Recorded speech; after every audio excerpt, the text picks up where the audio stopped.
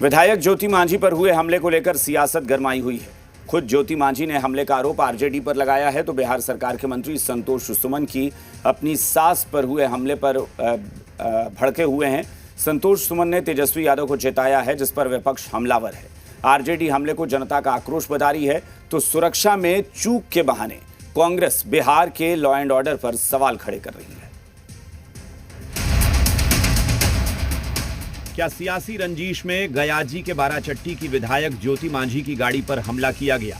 क्योंकि हिंदुस्तानी आवाम मोर्चा की विधायक ज्योति मांझी इस हमले के पीछे आरजेडी का हाथ बता रही हैं। और देखिए, ये राजनीतिक साजिश नहीं कहिए। देखिए, उग्रवादी लोगों का कोई जात नहीं होता है, समझ गए। उग्रवाद का एक अलग जात ही होता है और अधिकांश ये उग्रवाद पनप रहा है वाई ग्रुप से। आरजेडी के कार्यकर्ताओं के द्वारा ही जो घटना 5 बार घटी, आरजेडी के कार्यकर्ताओं के द्वारा ही घटी है। ज्योति मांझी पर हुए हमले के बाद केंद्रीय मंत्री जीतन राम मांझी पुलिस की कार्यशैली पर सवाल उठा रहे हैं, जबकि बिहार में एनडीए की ही सरकार है। एसपी को भी कहें कि ये आप लोगों की नेग्लिजेंसी है। दोनों तरफ से पुलिस आई और उस समय तक वारदात वो लोग कर रहा था, चाहता तो सभी को पकड़ लेता, लेकिन पकड़ा नहीं, सब छूट गया, भाग गया। और अभी तक अरेस्ट न होने का मतलब है कि वो लोग हो सकता है बिहार छोड़ के भाग जाए हुआ। वहीं अपनी सास पर हुए हमले के बाद मंत्री संतोष सुमन भी बिफरे हुए हैं। एक्स पोस्ट पर लिखा, तेजस्वी जी अपने समर्थकों को मर्यादा में रखिए, बिहार बदल चुका है। अब दलित समाज डरने वाला नहीं, अपने सम्मान की रक्षा करना जानता है। अगर जीतन राम मांझी जी के किसी सिपाही को डराने धमकाने की कोशिश हुई तो लोकतांत्रिक तरीके से उसी भाषा में जवाब मिलेगा। तो आरजेडी की दलील है कि यह जनता का आक्रोश है।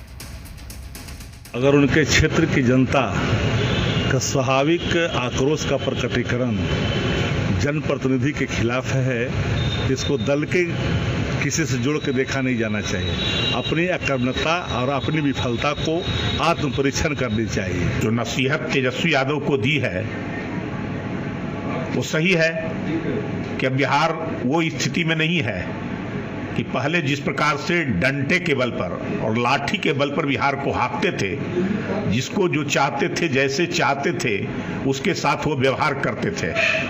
अब दलित वर्ग भी जाग चुका है, दलितों का भी सम्मान अब बचाना जो है से आ गया है। वहीं नीतीश कुमार की पार्टी जेडीयू इसे दलित समाज से जोड़कर हमलावर है, तो कांग्रेस सत्ताधारी नेता की सुरक्षा में चूक के बहाने लॉ एंड ऑर्डर पर सवाल उठा रही है।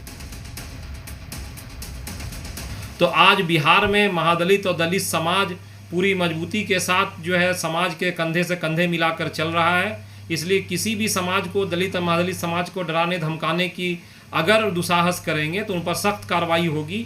अब समाज पूरी तरह बदल चुका है, ये सारे समाज के लोगों को समझना चाहिए। ऐसे में एनडीए के नेता के ऊपर इस तरीके के हमले हो जाते हैं, लेकिन पुलिस हाथ पे हाथ धरे रहती है, उनके अंगरक्षक रहते हुए वहाँ बदसलूकी हो जाती है। तो कहीं ना कहीं ये स्पष्ट होता है कि बिहार में जो हम लोग लगातार आरोप लगाते रहे हैं कि पुलिस व्यवस्था पूरी तरीके से पंगु है और गृह विभाग संभालने वाले बिहार के मुख्यमंत्री सम्राट चौधरी जी अब तक बिहार में कानून का राज स्थापित नहीं कर पाए। बिहार में एनडीए की सरकार है, खुद संतोष सुमन मंत्री हैं। ऐसे में पुलिस की कार्यप्रणाली पर सवाल का मतलब है अपनी सरकार पर सवाल। इसलिए ज्योति मांझी पर हुए हमले की जांच जरूरी है। गयाजी से जयप्रकाश।